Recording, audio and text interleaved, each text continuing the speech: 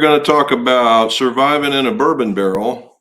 We're also going to talk about golf courses near the bourbon barrel and something new I'm already getting ready to test. All next on What's in My Drawers Golf Talk.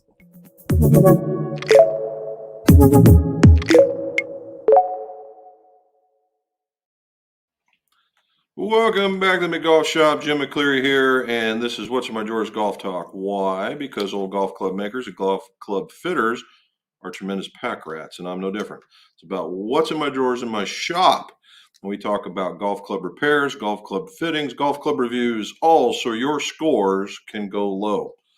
And as we've been told by a customer that said, he said, I said it, he said, I said, he said, she said, I said it, that where customers become friends.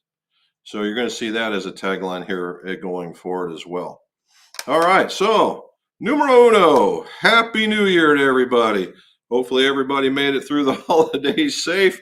Didn't have any too negative interactions with the new year after celebrating a New Year's Eve. And that's what this one is about. We celebrated our 40th anniversary with my lovely wife, Mrs. McGolf. I love her very much. There we go. So now I can say anything I want going forward. And and it's been and we also crested 35,000 subscribers. Now that is awesome in its own right. I'd like to see us gain a little bit more traction, and a lot of the slowing down has been my fault. For the last 3 or 4 months, I've just been kind of coasting. So I hope to pick that up, which will bring me to a thing I'm going to show you here in just a little bit. But I think we're going to see, and we'll talk about it, about some of the new releases that are coming out in retrospect. I can't show you any pictures, but we can certainly talk about it. All righty, so surviving the bourbon barrel. All right, so as you guys notice, every time when we sit there, I'm drinking something like this, either scotch or bourbon, okay?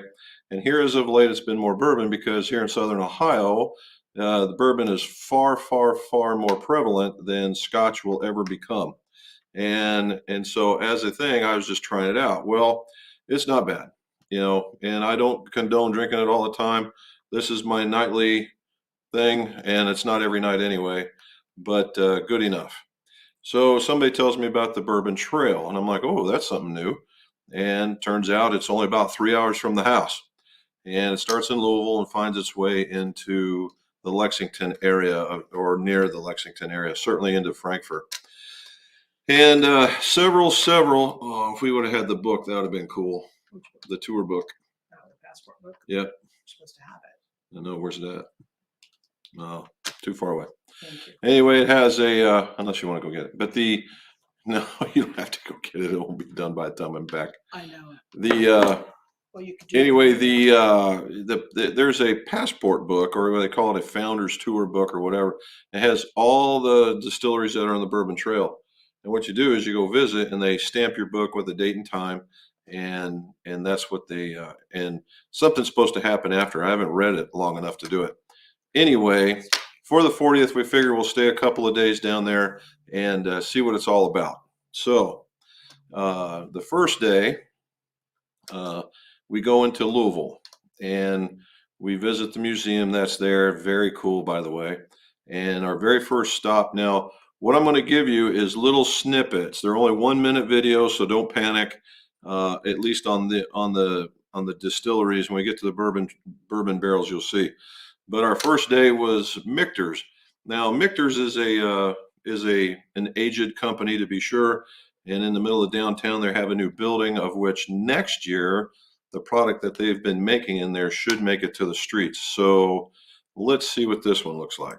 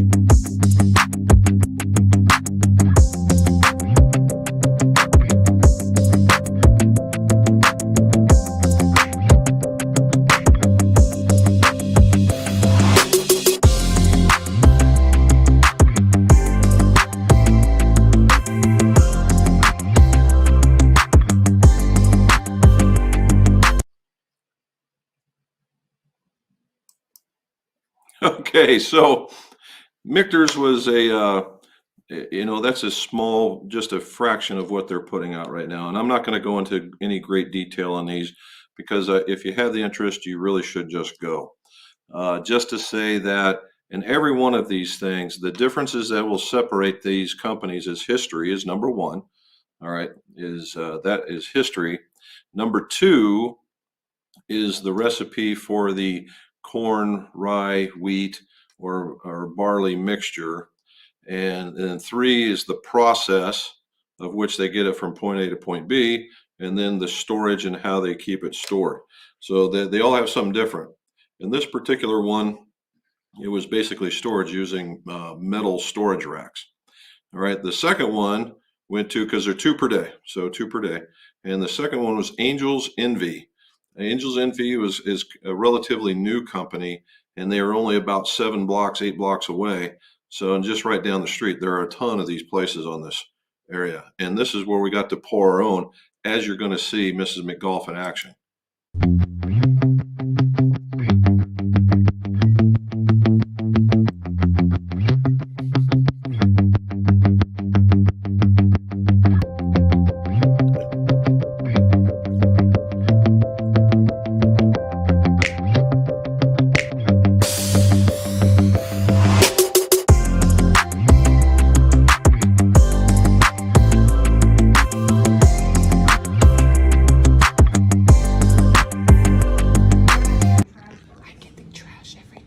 She does.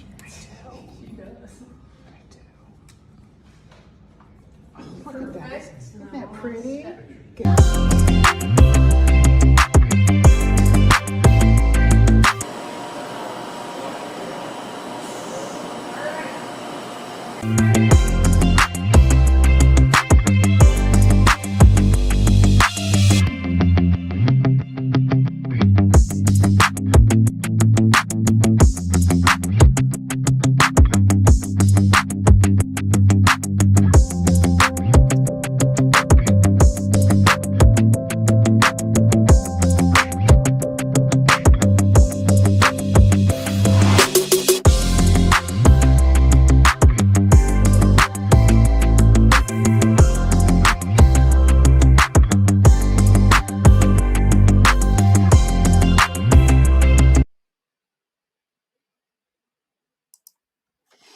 Okay, so on that one, when you pour your own, you get to label it, and it comes off of that barrel that you first saw, and you have to put the labels on by law and serialize each bottle as they come off, so they have a log of where it went.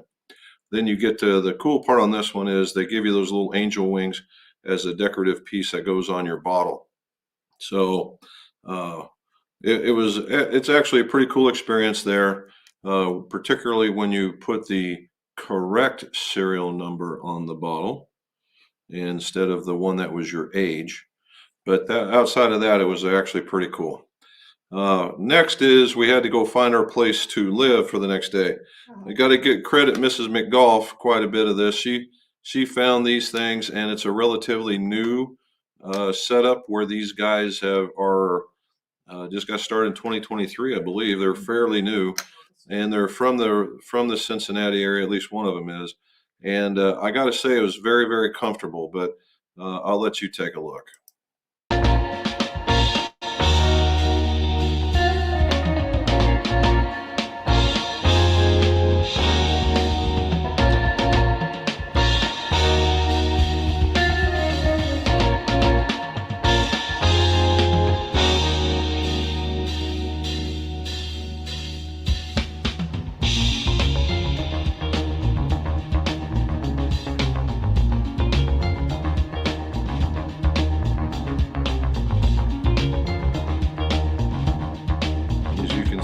Spread out quite a bit, and for your privacy, they were very, very cool. And for as little as they look, they were actually quite spacious.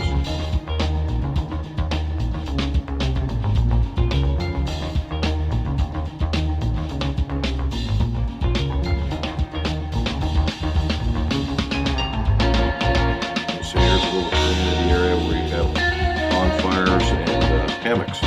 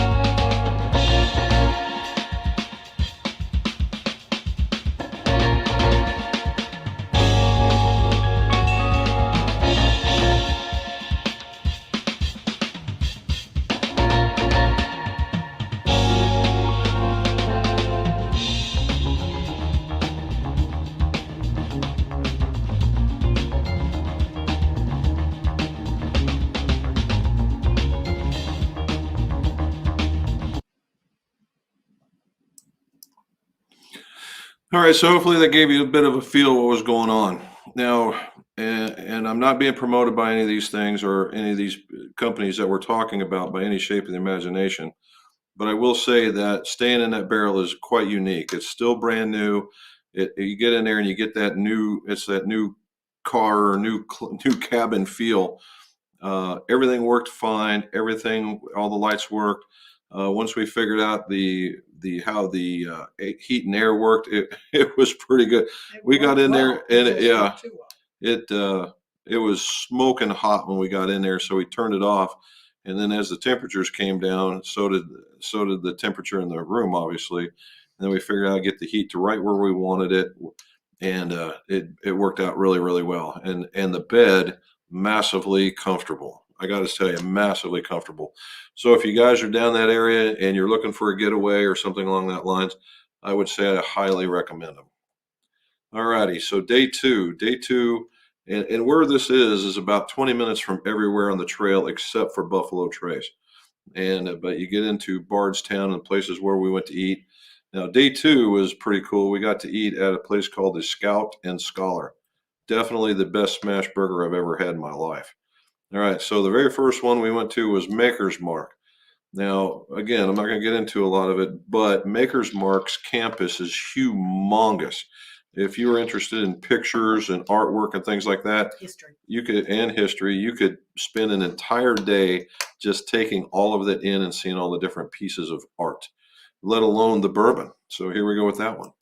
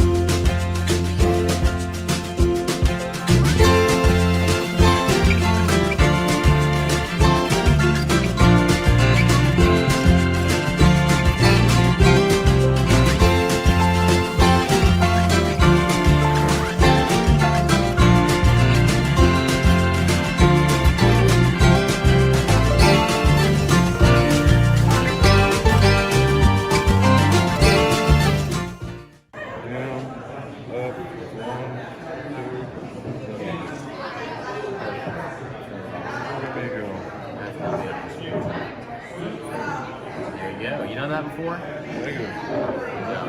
You're gonna get that off 5 minutes drive. Oh, your initials. Just currently. Huh? After 5 minutes of driving one? We'll call your initials. Oh, okay. There you go. All right, so hold on. You're all done. Back that way. And I knew which way to take off when I was told. How about that?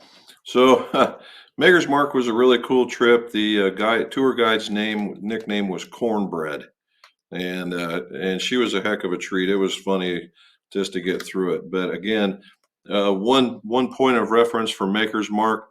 This place is like 25 miles past where Jesus lost his sandals. All right, this thing is out there in the boondocks. And if you use your GPS, you're going to go from highway to byway to 2-lane to a single lane where you're dodging tree limbs and stuff, and you come in the back way. So you might want to keep that in mind when you're going up there. At least they paved it in its new roadway now, so you can get through it. All right, the second one was for the day was Willet. This was kind of a more personal tour. It was more mom and pop as far as distilleries go.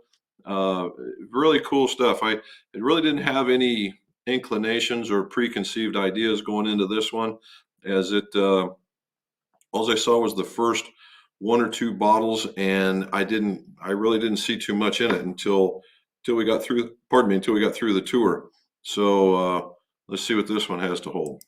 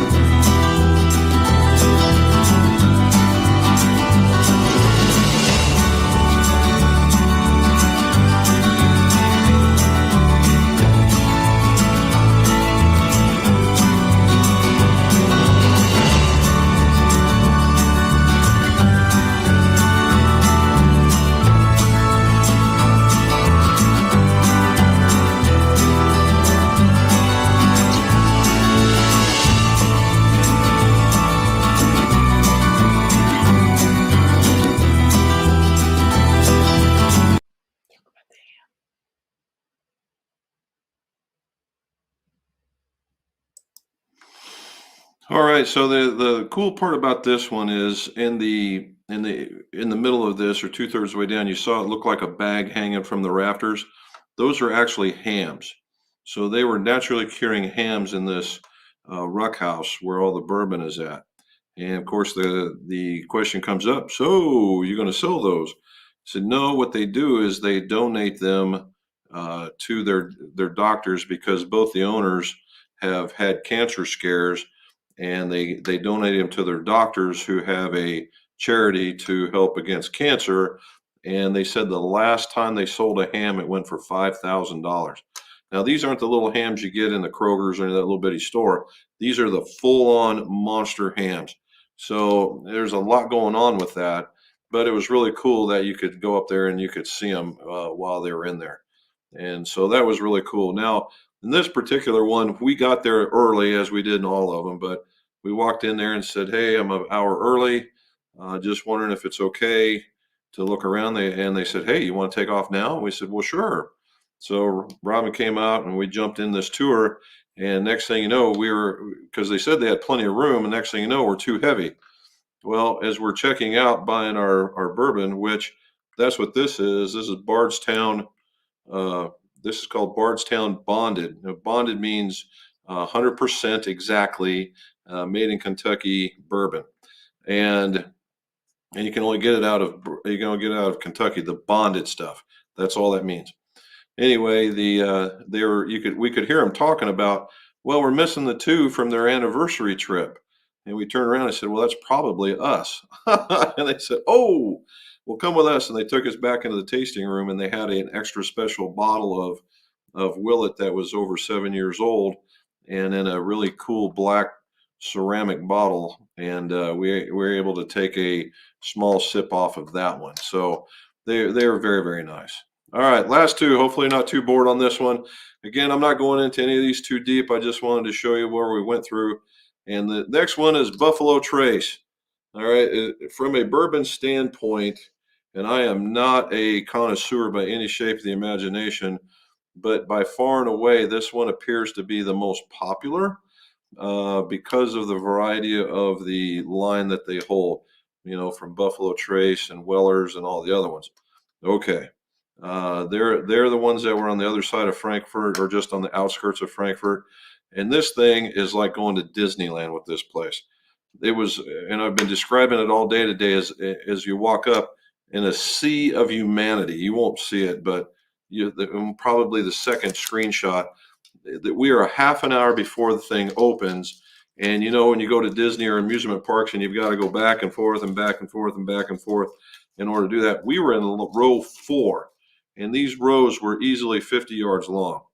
And we were in row 4, and it opened. 10 minutes later, we were heading to the door to get checked in. So these guys are massively efficient. Don't let them kid you. And massively friendly, too.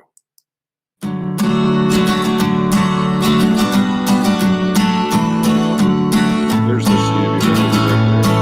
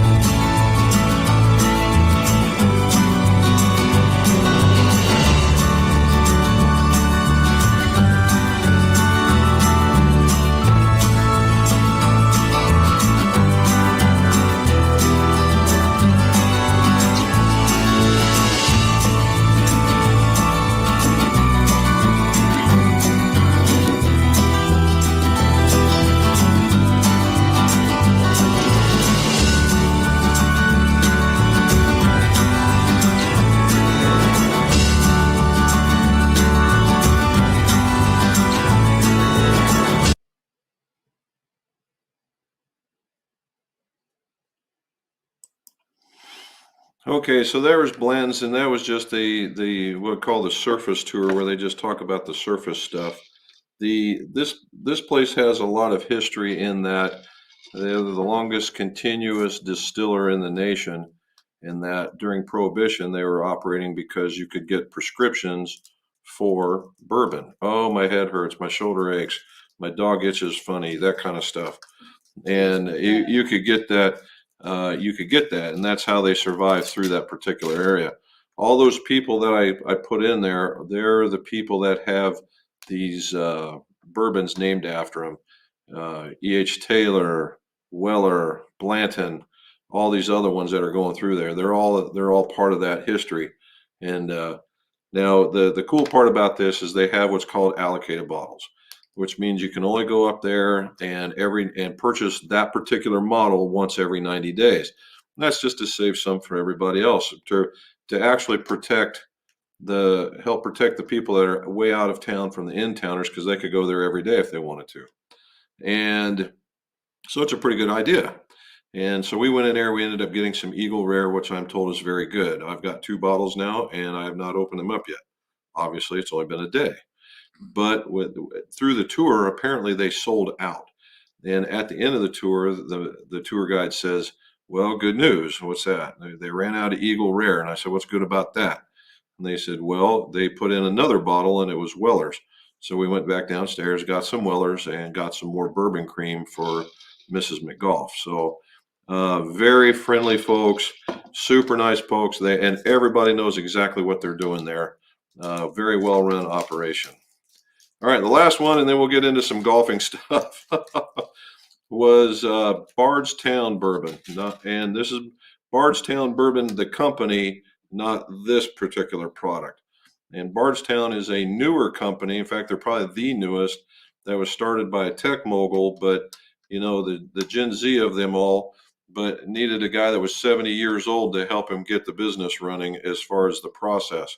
So it just goes new and old together to make this stuff.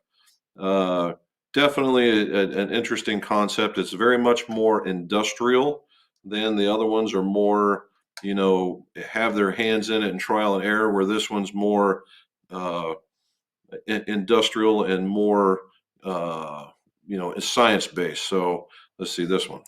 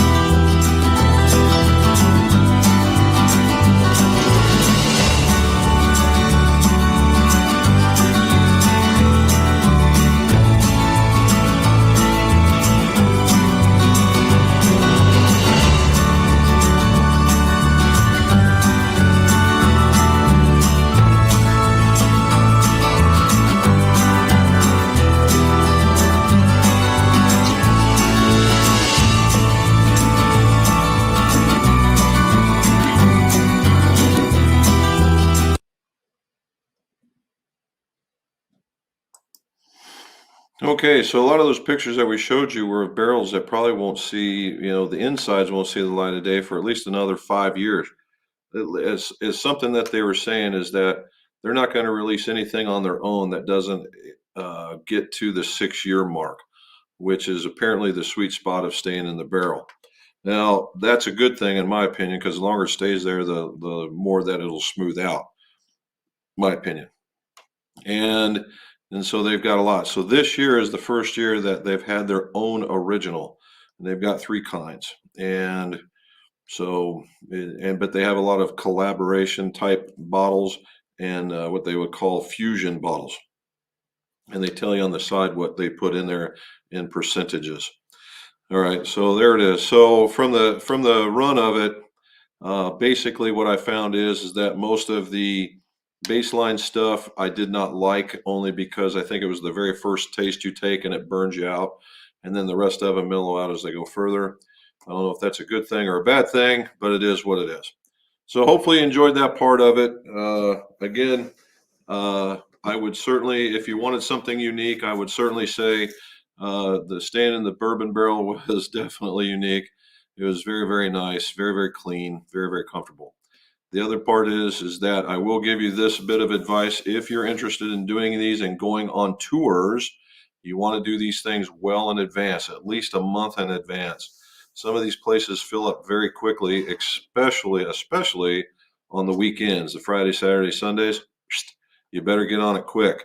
If you wanted to have a lot less hassle in talking with those people there, Mondays and Tuesdays, if you want to get in quick. All right, we're all done. On to the golf stuff finally. All right, so the thing I got is, and if you see, Jim got a Mizuno box. But Mizuno box.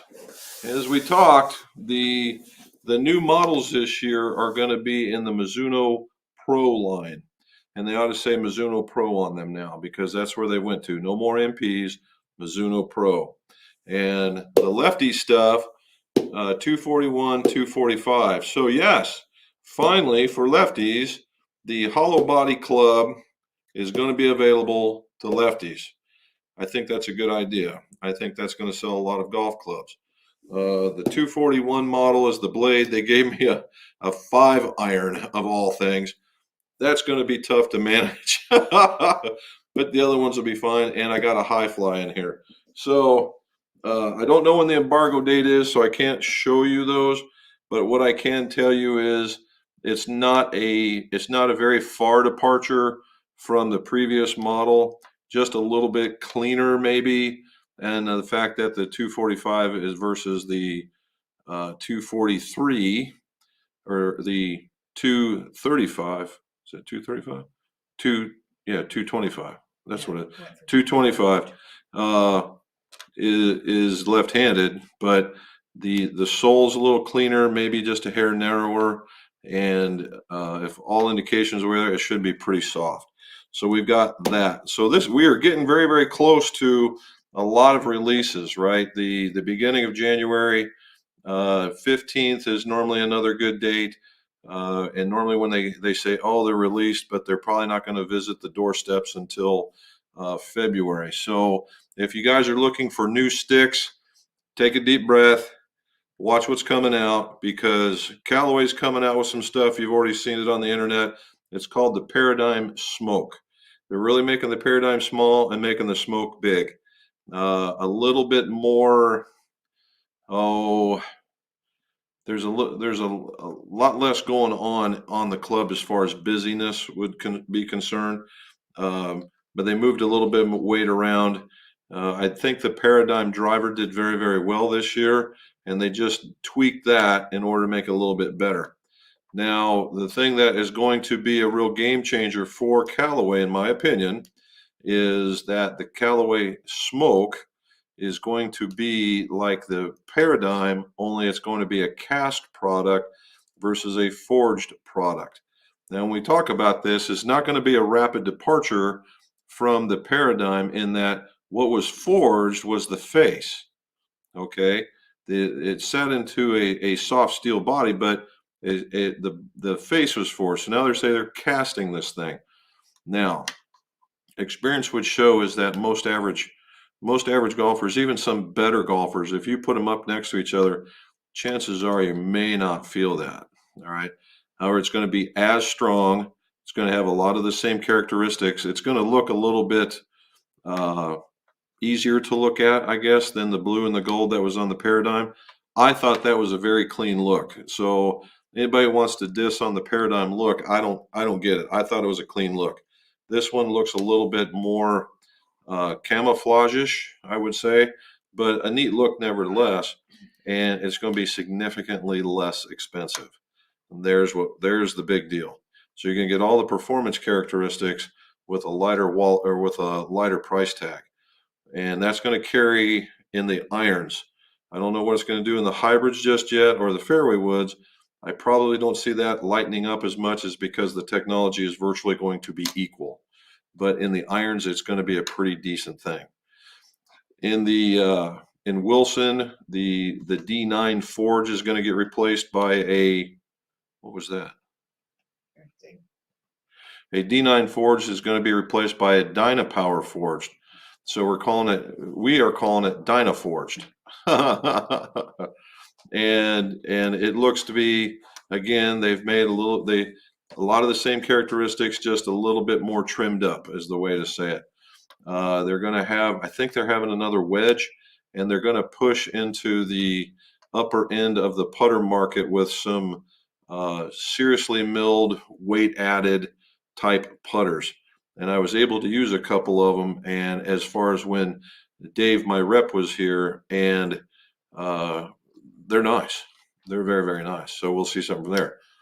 From the Srixon Cleveland group, you're not going to see any change in the Srixon because the Mark IIs were just released last year. But what you're going to see is a change in the Cleveland product. We don't do hardly any, if any, with the Cleveland product, save the wedges. And they are releasing we'll call it a full-faced iron. And it looks to be very comfortable, and I've asked them to send me one so I can test it as well. And of course, their hybrid iron, which is their bread and butter in the Cleveland line, is a bit of a tweak up as well. So that's all the stuff that I know that's going on for that. Hopefully you guys had, we did a few repairs before leaving, no builds of sets. We got 2 sets coming around, so we'll be able to talk about that. Honestly, and we're into 6:05. I'm normally running a little longer. I'd really like to talk about the year in review, but we'll go through some questions first and kind of sneak it in there, and then see what we got. All righty, let's go to the top. Oh, before we get started, here's the perfect time. If you would, like and subscribe. Please like and subscribe. Get those thumbs up going. Tell your friends about it. Let them join us. Let them subscribe, whatever that takes in order for us to grow a little bit more. Let's get, a little bit more than a few thousand this year. Okay, Matt got 73 and 75 this last weekend. Nice. Very good. All right. As 2024 begins, what did you learn in 23 that can build into your game in 2024? He learned 2 short game shots that help. Well, my putting, that addition of my putter is what I'm going to take away from mine. And then with golfing with Bob in the last one, I'm probably going to go back to a mid-size grip, not a standard grip, a mid-size grip. And he caught something in the last 2 holes of the reason why I was pulling quite a bit. So I'm going to be working on a bit of a finish. So if that works out, man, oh man, he might be in trouble for a change. All right, John. Hi, Matt. I learned that I putt much better with a center shaft putter with a little lighter weight. Nice. Lofted up my driver for a little more consistency and distance. You'll find, John, that a lot of people, well, let's start with the putter. It's funny that I think this might be, obviously it's going to be the year of the irons because not a lot of these companies are going to come out with some explosive new driver, right? Mizuno's not going to do it. Srixon's not going to do it. Wilson's not going to do it. You see, obviously, Callaway's going to do it with the smoke. TaylorMade is going to come out with something to compete against Callaway, and Titleist will be out there throwing something out just to say that they did it to get out in front of the public. Ping won't do it, I think, because they released one last year. So that's how that works. So we're going to see irons. It's going to be more inside the driver, I think. So irons, maybe some hybrids, and putters. And as we saw, a surgence, I guess, of the lab putter. We saw it on tour, and it gained some serious popularity. So it's because the thing works, right? So that's a good one. Now, as far as lofting up the driver, even the pros saw that as being a helpful tool for them in order to get that carry that they like, and that's all awesome. John Cherry, Happy New Year, Jim and Robin and everyone. Hit that thumbs up. Thank you, John. You are the man. And look at that. Matt saying thank you. John was sharing well. I learned to hit higher and lower chips and pitches, getting to be very efficient around the greens. Oh, we're going to see some numbers that start with a 6 here pretty soon if he keeps it up. Mr. Kaufman, how are you, sir? And Happy New Year to you. Matt, my short game is what normally saves my butt. My dad taught me years ago that any club can be used for chipping. And he alternates between an 8 and a 58, and he experiments a bit. Actually, John, I think that's cool. I started an 8 iron. I started an 8 iron for like the pitch and run kind of shots, and normally end up in the A wedge and then end up into the same area that you're at. So very cool. The Hammer says, Happy New Year, guys. Same to you, sir. All righty. Jack King says, good afternoon, Happy New Year and happy anniversary to us. Oops. Thank you, Jack. I appreciate it. Did you get any snow? You're pretty much up there, a little further north. The sister got a light dusting, so I'm just trying to figure out where it started and stopped. Robin saying hi back. Matt saying hello. Hi, Robin. Congrats on the 35,000. 35,000 was kind of cool. We just looked it up and, oh, hey, look, 35,000. So that was pretty neat. Jim Anderson, thank you for staying up. Hi, Jim and Robin. Happy New Year. It looks like the trips have been a blast. Excellent. And they were. They were a lot of fun. We went in there eyes wide open. And it was, of course, they're in the business of customer service, but you get a real feeling of some, genuine, hey, this is a lot of fun and stuff like that. So, for instance, when we told them it was the 40th, like at Michter's, that the upstairs was a bar area that is pretty hard to get into. And as we were putting on our coats, and the lady says, "Hey, you're going to go upstairs," and we said, No, "Well, we heard Robin anniversary. oh," and the lady goes and Well, she we says, didn't "Why?" call. And the same lady goes, "Aren't you going upstairs?" And I said, "For what?" This is well, we got you a seat reserved, and that's the reason why you saw the reservation. We got to Angel's Envy and we told them about it. They give me and Robin a little stick pin to put like on your collar and whatnot. Got a couple of those from them, and just little trinkets of stuff like that was all day long. There's Krister. How you doing in a snowy Sweden? I saw you're still hitting the iron. You're doing, what was it? Was it some iron practice this time? It's doing pretty good. Kent, Happy New Year, guys. Congratulations on 40 plus years, Mr. McCleary. Thank you, sir. I appreciate that. 35, getting there. Hopefully it continues. Hit the thumbs up and share. Let's get the McGolf up there. Thank you, sir. I appreciate that. I would like to see that get a little bit more too. And being in the unique, normally you got to be a 20-year-old kid that hits at 350 yards. And we're kind of taking a slow approach route. Jake Kaufman, yes, ma'am. I'll probably be there around 11. Oh, to pick up his stuff. Nice. Very well. Very cool. I think you're going to enjoy them, dude. They turned out very good. PZ! You have the background on. Yeah, I know. I schedule myself a training day in the shop to stay on top of the tech equipment I don't use often. Sounds like you had a great trip. That's always a good year. So that's, the beginning of the year is always you got to get jazzed up for all the new stuff and checking out the things, that kind of stuff. And I don't necessarily do what you're going to do, but I certainly study the stuff. And this year might have to go a little bit further. Paul Van Vliet, how are you, Paul? Thank you, sir. Same to you. Past my prime. Hello, Jim, Rob, and fellow McGolflanders. I missed the last 5 or 6 Mondays because life sometimes gets in the way. Well, dude, life gets in the way, and that's more than all right. That's why they have a replay button at the end of this, if you ever get that opportunity to do that there too. And hopefully you had a good New Year's and Christmas. John says, great rounds, Matt. Seeing you guys still playing makes me just a tad jealous.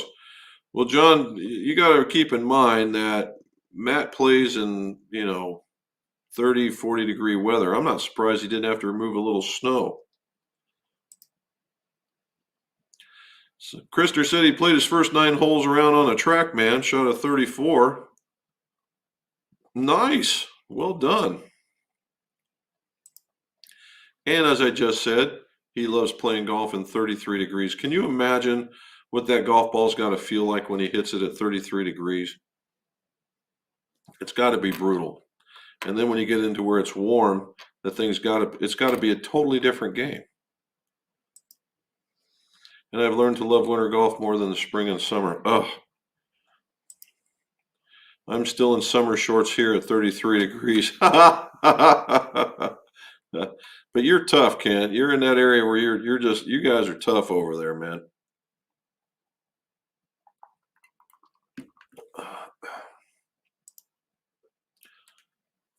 That's what I was watching you do. Did some club path practice. I was wondering what you were doing there. When you were taking that swing, it almost looked like you were really working hard on throwing it out a little bit more. But it looked like it was getting smoother. Very good. 3 layers for me. Look at Kent. Oh my. Oh, I think he's not built for that. I use the irons for my 9-hole round. Wow, look at you go. I've seen that happen before, Krister, where guys will score remarkably better when they put the driver in the back. Happens quite a bit. Matt's saying awesome. No, they didn't. That's pretty cool. All right, so you each get a bottle. I hope you don't try and sit on it too long. Drink it, enjoy. Super cool experience. They were, PZ, they were. Now, when we go down there, and the allocated ones, you only get 1. And some of the other ones, they limited you to 2. You go to some of the areas, we could have probably cleared a whole shelf off if we wanted to. But we did not. But we figured the game plan was a minimum 12, and because 6, 2, 1 each, that kind of thing. However, Buffalo Trace really threw us for a loop with the extra allocated bottles and the bourbon cream and the extra Buffalo Trace that we could get, and Lord knows whatever else I could throw in that doggone basket. But we ended up coming away, what was it, 22? So we were 10 over the number. So if it's worth doing, it's worth overdoing. But we ended up getting extra there. We got a little extra at Willett. We got a little extra at Buffalo Trace. what we did there. We really went over the top there. Oh, Michter's, we got a couple extra there. And so it just keeps piling up. And then we also get those. There you go. The little rocks glass with their logos on them. We got a couple of those. So now we got a whole shelf load of that stuff as well.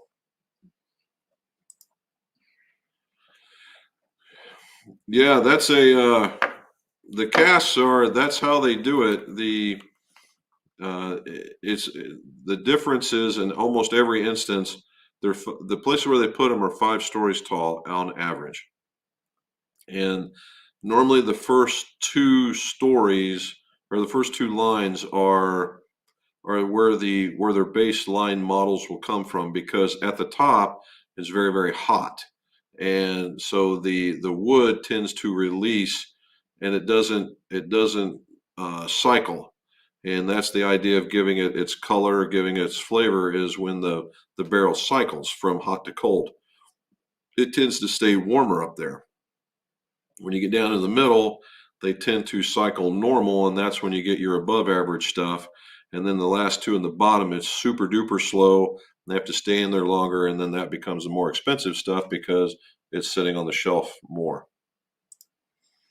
Today on McGolf Live, how to build a bourbon barrel you can live in. No doubt, right?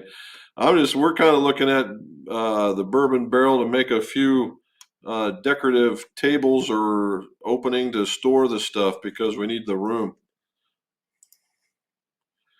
You have a brave, oh, you were brave and get to enjoy that hot tub? No. I won't say that we got to enjoy the hot tub because now we thought about it both days that we were there. And we thought, yeah, we're going in, not a problem. It's all good because we were looking, we jumped in the car, checked the temperature, 46. Oh, brilliant. That's not going to be a problem. We're there, all good until we get there and the sun's gone down. And now it's 38 degrees, if not cooler, and the wind is howling. And I said, probably not going to make that one. So next time we'll make it.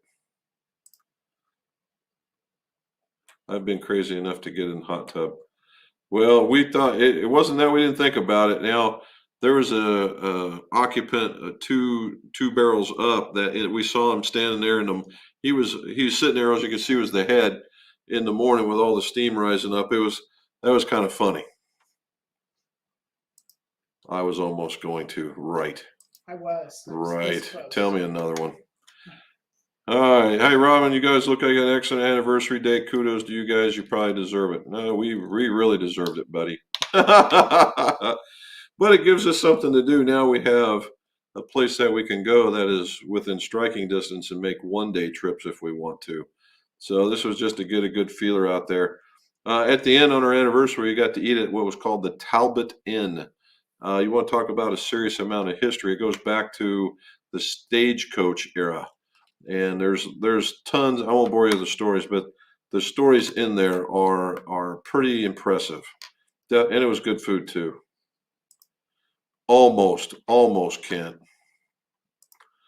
Dave Curl, we say, evening, Jim and Robin. Hello there, sir. Jim is saying hi to you. David DeFeo, Happy New Year. Happy New Year's to you, sir. David saying Happy New Year's to us both and everyone. Very good. Andrews, Happy New Year's to you guys. Aha, here we go. Golf question. Are Axiom shafts worth the cost? Yeah. As a matter of fact, I'm not even a Fuji dealer, and I'll tell you that. These so far so good, and the ones that I've built, the response from these things have been pretty impressive. I don't know what kind of fairy dust they've put on these things, but every once in a while, what you do is you hit a mark with the way golf is trending. For instance, the recoils from UST, those hit a mark and just sent the company into orbit, right? They were an incredibly good graphite shaft, just like the Axioms are now. I haven't seen, although the TZs from Accra are getting a lot of the same kind of love, but the Axioms are really there. Now, the Axioms are a little different in that they're made to be tapered off. I know I've talked about this before, and I've done videos. So if you want to see them, where I've built a few, they're in the video library about that. In fact, I do talk about the Axiom shaft, where you cone them for taper tip. You don't have to ream them out. They're made to be shaped that way, and then so you can cut them, shape them, frequency them, and get all the good pluses out of them from a builder standpoint. So I would say yes. How many barrels did Jim come back with, Robin? Well, none, but I wanted a few. We did find the supplier, though. Apparently, there's a company called Midwest Barrel Company, and they make the lion's share. And I mean lion's share, I mean a lot. High percentage of basically all the barrels for that area, and places that also need it, like wine factories, some beer places, that kind of stuff. They're very, very, they make a lot of barrels. Let's put it that way. And you can buy used ones from them. All those pics making me nostalgic for Ohio and Kentucky. Served my apprenticeship in that area.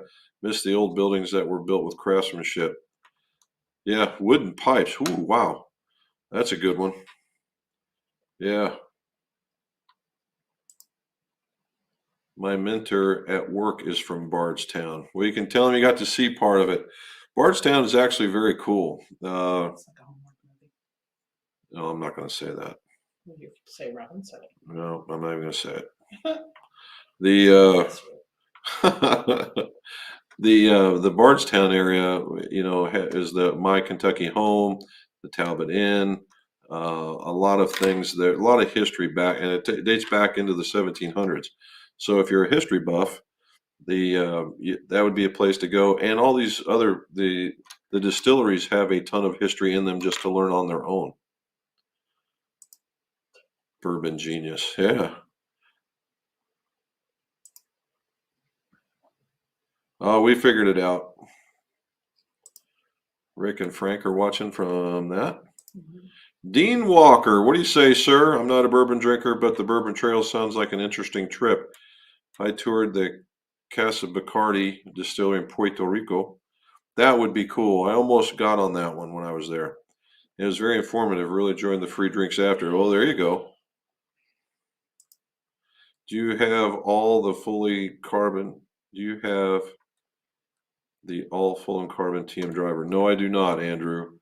I'm not a tailor-made distributor or dealer, and so I don't have it. Now, I have worked on several for folks down in South Carolina, and I did get to see the very first ones when they came through, and at the PGA show, and that. But it's about a 50-50 split on that one, I would say.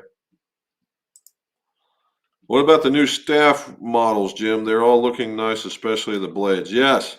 I didn't get to see. I'm really liking the cavity back model. They didn't have one for me to see. So I hopefully they're coming out with something like that.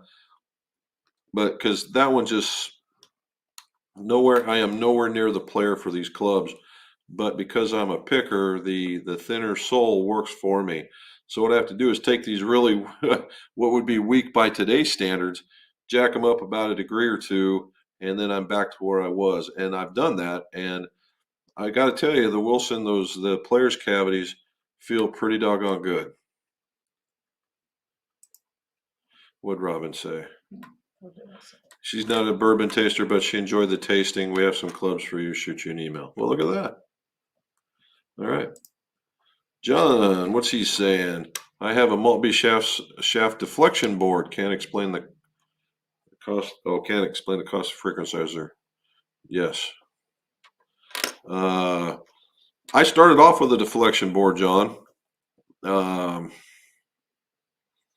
It does the job in the most basic of functions.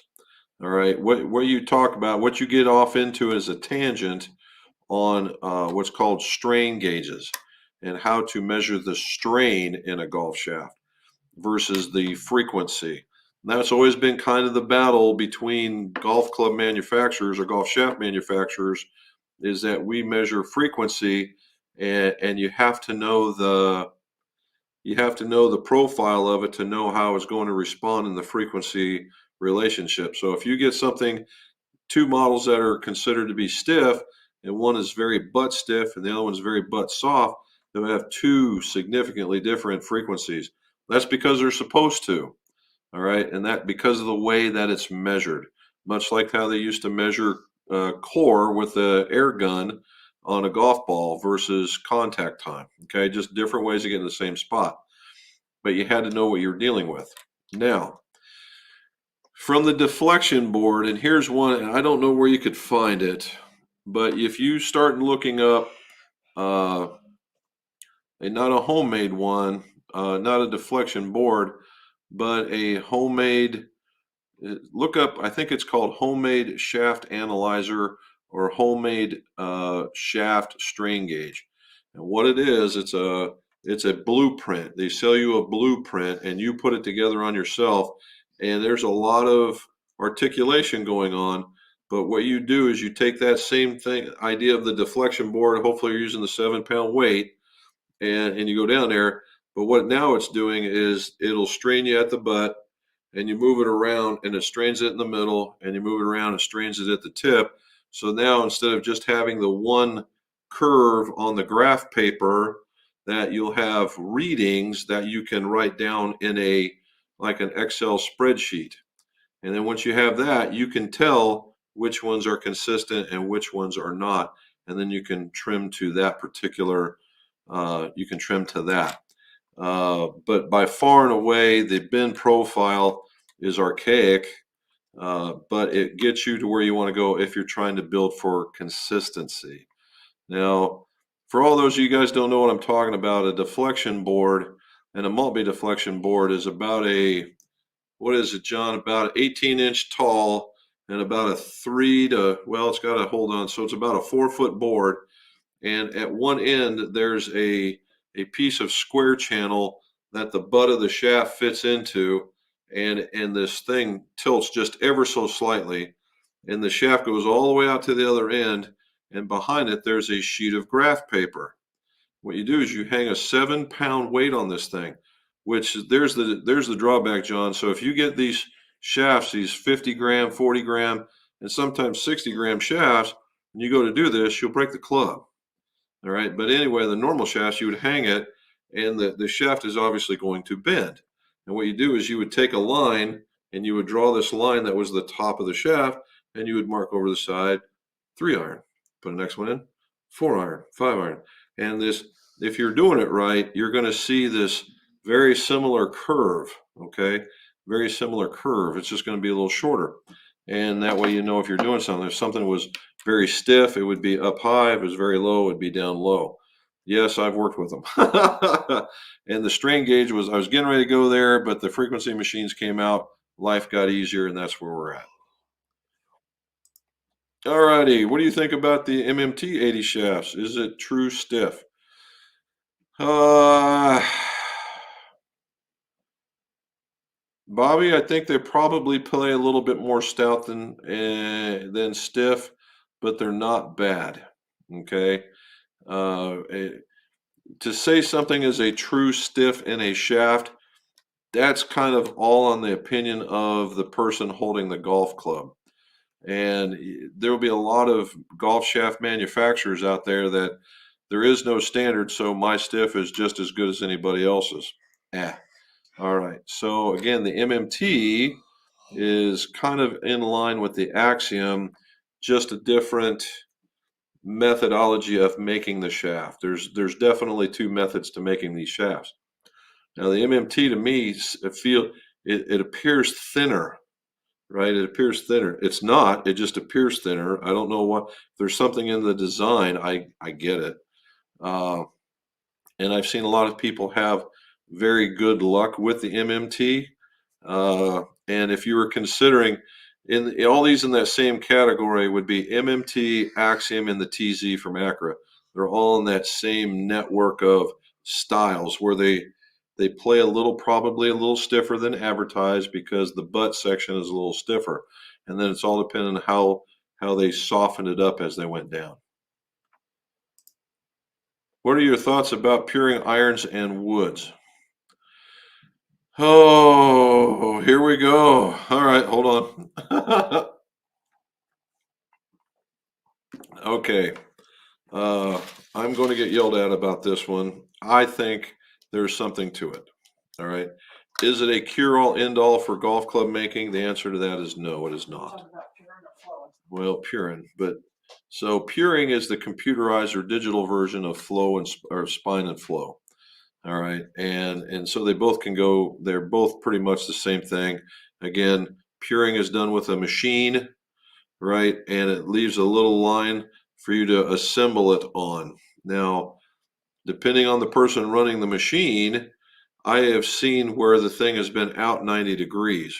Where what I mean by that is when you go to do even on the puring, if this is the golf shaft and here's the head sticking on it, that the P normally you find it underneath so that it's at the 6 o'clock. So they're giving you alignment line so you're not staring at a P on the grip, but really it's at the 12 o'clock so that it goes up and down. Now I have seen clubs where they've come in where that P was turned 90 degrees. Now it could have been asked for that and nobody knew, right? But the thing with puring is when you put this club head in, you still have to, there's still that error, okay? That error of where it goes in. Could you be off a little bit? Yeah. So and that's the reason why I like flowing is that you're putting the club together as it sits, you're checking it, you're getting your flat line, and then you're putting a mark. And those two marks, once they're lined up, you just can't be off, right? So when I get pured shafts from people, I will still put them in there to check the flow to make sure they're online, just so we get that last little bit in there.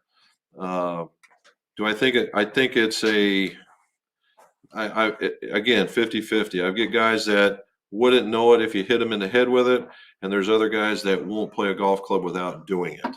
So if you feel that there's a difference, then there is.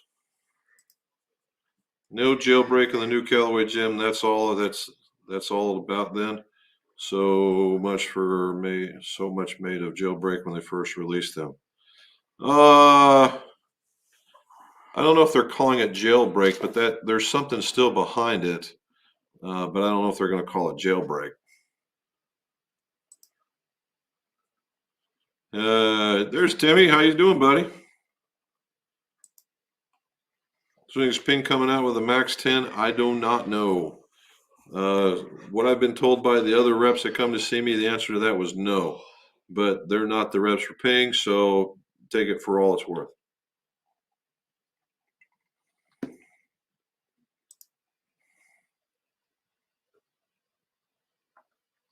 Well, maybe they are. Bill Nauman.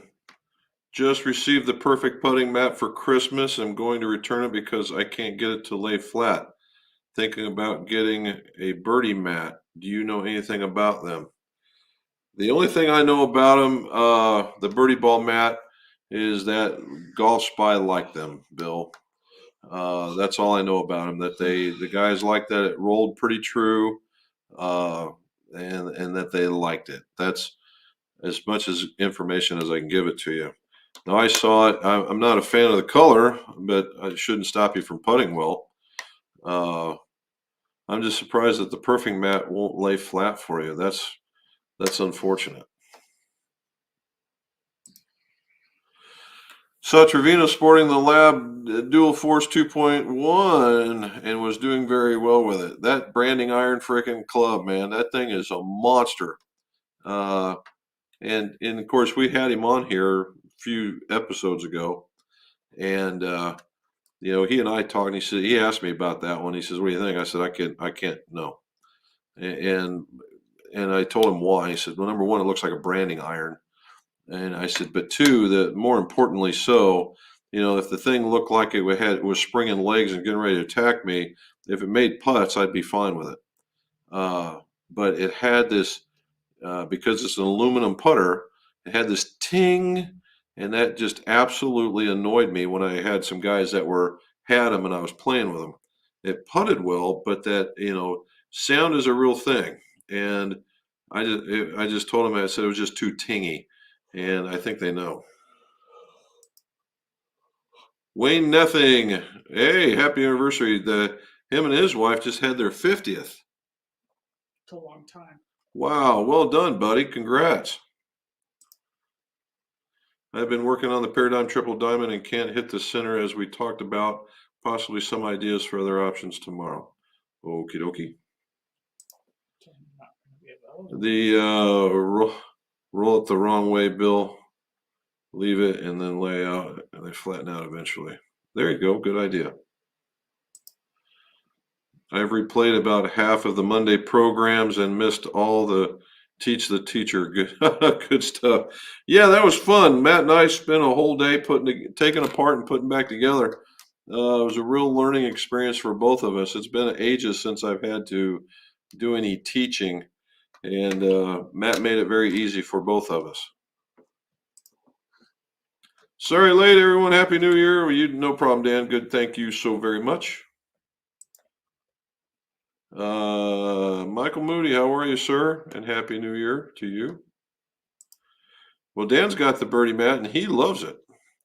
And that's and he's a low handicapper, so there's a very positive. And Bill said he tried, it didn't work for me. The mat had kinks in the rubber from the way it was wrapped. Ah, there you go. Okay, good enough. Jim, when were you dipping the Maker's Mark? The looked a little sloppy. The messier the better, is what I say. What it says, when you were dipping the Maker's Mark bottle, it looked a little sloppy. Did you get to keep the ones you screwed up? Yeah, they only gave us one, brother. You had to pay for that bottle and to put it in. What we were really going to do is, apparently if you guys like Maker's Mark out there, we found a little bit of a secret. You know, that red wax that's in there. They go down to a certain depth, and then they pull it out, turn it twice, set it down, and all that stuff starts running down the bottle. Well, in some of these, they go what's called slam dunks, where they shove the thing way down in there, spin it around, and it's really like the top of the bottle starts getting covered. And they do one every so many hundreds, and they set them on a special pallet. When they dry, then they go and they put them in various boxes. So you could go in there and see Maker's Mark, and the average person may not know it. It's just extra covered in goo. It's like finding an Easter egg when you go to do that. Unicorn. Yeah, unicorn. Hello. Oh, that stinks. Mine went flat pretty quick. Yeah. I think the perfect pose is good. Oh, tried heat. I don't know. There's Wayne. Happy anniversary celebrated. Yep. If you get a chance, visit the Jack Daniels in Tennessee. There we go. In fact, of course, in my other life over here, we talk about emergency services, and my fire services manager pulled up there's a Jack Daniels fire department, and the truck they have there is super huge, and it is super nice. And of course, everybody goes, "Oh, why can't we have one of those?" It's just because we don't work for Jack Daniels. Can't have to get out of the heat gun. It's time to return it. There you go. Never a crossword. Well, I don't know. About life. I know. Been married 50 years. You have to call them, Bill. I think I would. There you go. Happy anniversary, Jim and Robin. Yep, we did that one. Very interesting. Okay, cool. Bob apparently is watching. Who in South Carolina, if you can say, I live in upstate South Carolina? Where's the guy that we did all that work for? That the swing surgeon guy? Where's that at? The guy that we did the tailor-made switches. He's down in. I don't know right now. He's in South Carolina. Tailor-made switches? Yeah, remember the red, white, and blue one? And then we switched him. The guy that's the instructor that keeps sending his stuff up here. Georgia. Oh, Georgia. Yeah, he's part I of thought it was Stone South- Mountain. He's not far from Stone Mountain, the Oh. instructor. Well, I'm sorry. It's in Georgia. I thought it was in South Carolina. It's wherever the swing surgeon is at. I don't know who swing surgeon is. But I do. Okay. All right. Hey, We're Tim. talking Ed. Yes. He's Georgia. Oh, sorry, Georgia. Stone Mountain. Mark Board. Good evening, sir. Been watching videos. Thanks for doing these repairs. No problem. All right. Have you ever bent TM rocket blades? TM told me only 2 degrees. And they are correct, Wayne. I wouldn't go any more than that because the rocket blades are a cast club and they're very hard. I'd be surprised if you got 2 out of them, to be honest with you. And the rocket balls is a multi-piece construction. So when you get ready, if you try to force it and guy to go 3 and it's really fighting you, there's an opportunity for the face to go fling and just sail, right? It will sail. And we don't want that. So just think 2. Next time, Barhouse, go to Casco's and the Rick House. You know, we like the Rick House. We yeah, we were really contemplating that, but I don't think that they were open. Were they remodeling? Was that with them? I can't recall. I just know they were closed. Yeah, somebody was remodeling. but we're certainly going to be going back. So yeah, thank you. And yes, we're going back. Mike Delvesco, do people still backweight their clubs by putting a weighted plug in the butt end of the shaft before gripping? In some cases, Mike, they do. They'll do that. What they have now, that's one way of doing it. You know, a little plastic case slides down in there, pour the weight that you want, and then I imagine you glue it in, and then you put the grip on. Now, what's replaced that now is the what they call balance certified weights. The other one is Tour lock is Tour lock, and they're prescribed weights of certain. You know, there's several to choose from lightest to heaviest, and they go back in there and they take a Allen key, and the Allen key expands it out and it wedges it in there so that it's easy removal for when you want to switch clubs or whatever. Andrew K. Oh, I know who you're talking about in Colombia. Yes. Stone Mountain is a fun course. That's right, bud. That's the one. Steven, happy anniversary. Hope you enjoyed my old hometown of Louisville and the trip to the current area in Tennessee. Oh, into my current area. Well, hopefully. So in Louisville, Stephen, we used to stop there in March several years ago, and several years in a row, they had what was called the Professional Clubmaker Society, the PCS, and they would have a gathering there at the Galt House, and that's where the grip companies, shaft companies, head companies would all come for these club makers because it was a specific gathering. It's like a mini PGA show. Fun fact of Stone Mountain, it puts fall towards the mountain. It's the weirdest thing I've ever seen. Okay. Very cool. I got you a golf ball from there. Yes, you did. How do the AMT blacks compare to the discontinued Elevate iron shafts? Sold the Elevates and loved them. Had to hard step one time, and then the Magic on the and then Magic on the 200s. I don't think they're the same, dude. The AMT blacks are going to be much more harsh than the Elevates. The Elevates are kind of like for lack of a better term, you have dynamic gold, and you used to have Dynalite golds, right? Which were dynamic golds with a much friendlier tip.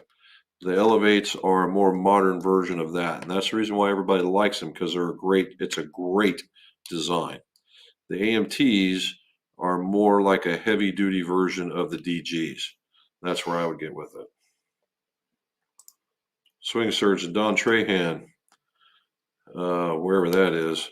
Well, John Trahan, yes, but they had a bit of an issue, and there's a bit of a falling out, and I think there was more than one swing surgeon too. But you're not wrong. Down in Georgia was the golf doctor. No, that was a different guy too. Okay. They played Stone Mountain several times. Last time the cart broke down on the backside, so I called the police. It was so hot, no one picked up at the clubhouse. 911 came through. Now that's thinking ahead, Andrew. Good job. That was Darlene Kim and I came down on the wrong side of the mountain. All putts. There we go. All right. Hello, Stephen. Speed it up. Hey, there's Cuz. How you doing, T? Hope everything's going okay. There's the sis. She's on. Hello. Thank you so very much. We're done. And we got down to the bottom.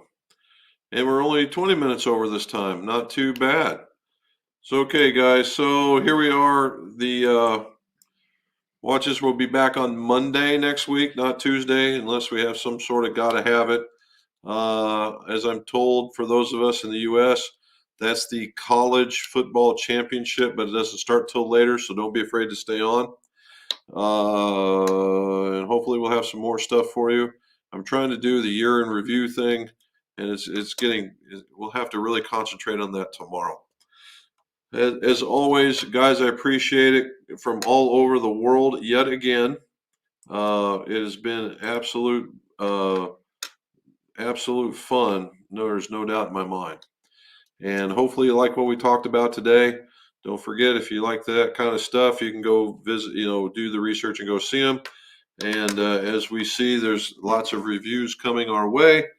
And if there's a question you have on something you'd like to see a video, don't be afraid to send us an email so that we can consider it in our game plan. As always, let's see your scores go low, and Happy New Year.